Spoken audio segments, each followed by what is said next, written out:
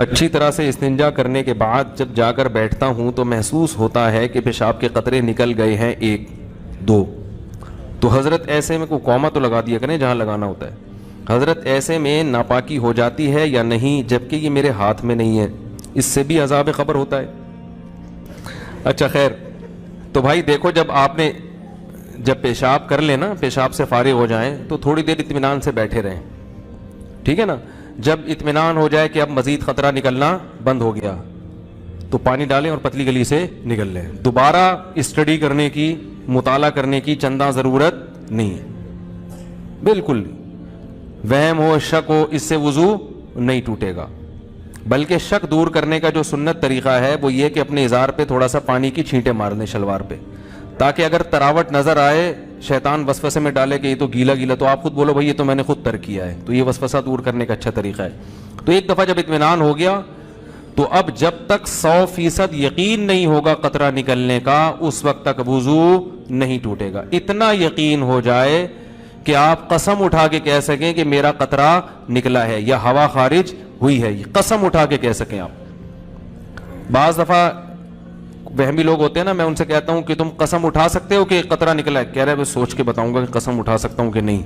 اس پہ بھی کنفیوز ہوتا ہے کہ قسم اٹھا سکتا ہوں کہ نہیں، تو میں نے کہا یہ اس کی علامت ہے کہ نہیں اٹھا سکتے، کیونکہ اتنا یقین ہوتا تو فوراً قسم اٹھاتے۔ دیکھو ابھی سورج نکلا ہوا ہے، فوراً قسم اٹھا کے ہم کہہ سکتے ہیں اللہ کی قسم سورج نکلا ہوا ہے، اس میں کنفیوز نہیں ہوتا انسان۔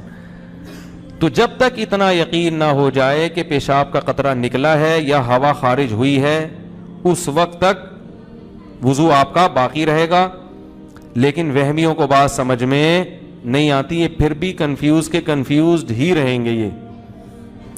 تو اللہ اس کے رسول نے جب ایک بات بتا دی ہے تو بھائی اس پہ یقین کر لو، بس چپکے سے نماز پڑھو۔ پھر شیطان کہنا کہ ہو سکتا ہے نکلا ہو، تو بولو نکلا ہوگا تو بھی اللہ قبول کر رہا ہے، ہم نے اللہ سے قبولوانی ہے۔ جب اللہ قبول کر رہا ہے تو ہمیں یہ سوچنے کی کیا ضرورت ہے کہ نکلا ہے کہ نہیں نکلا، جب اللہ ایسے ہی قبول کر رہا ہے۔ تو ایک دفعہ اطمینان ہو کہ قطرہ آنا بند ہو گیا، اس کے بعد پھر شک سے وضو نہیں ٹوٹے گا۔ ہاں بعض یہ جو نوجوان لڑکے ہیں یا کم عمر لڑکے ہیں، یہ پیشاب کرتے ہی اٹھ کے بھاگ جاتے ہیں، تو پیشاب کرنے کے کچھ وقت تک تو بہرحال تری نکلتی ہے، تو ایک دم سے بھاگ گئے تو اس سے شلوار بھی ناپاک ہوگی، وہ جگہ بھی ناپاک ہو جائے گی۔ تو اگر شلوار اتنی ناپاک ہو گئی ہے کہ جو 5 روپے کا سکہ، اس کی کیا دلیل ہے؟ لوگ اس پہ بھی اعتراض کرتے ہیں، قرآن حدیث میں کہاں لکھے کہ 5 روپے کے سکے کے برابر اگر ناپاک ہو گئی تو وہ ناپاک ہے، اس سے کم پاک ہے؟ تو یہ بھی کسی وقت بتاؤں گا انشاءاللہ۔ اس پہ میرا ایک مناظرہ بھی ہوا ہے، ایک صاحب کہہ رہے تھے اس کی کیا دلیل ہے، تو آج تک پھر وہ دوبارہ الحمدللہ انہوں نے دلیل نہیں مانگی۔ 5 کا سکہ جو چھوٹا ہو گیا، صحیح کہہ رہے ہیں بھائی، وہ پرانا والا سکہ رائج الوقت نہیں، پرانا سکہ جو ہتھیلی کی گہرائی کے برابر، صحیح کیا آپ نے، اچھا ہوا لقمہ دے دیا آپ نے۔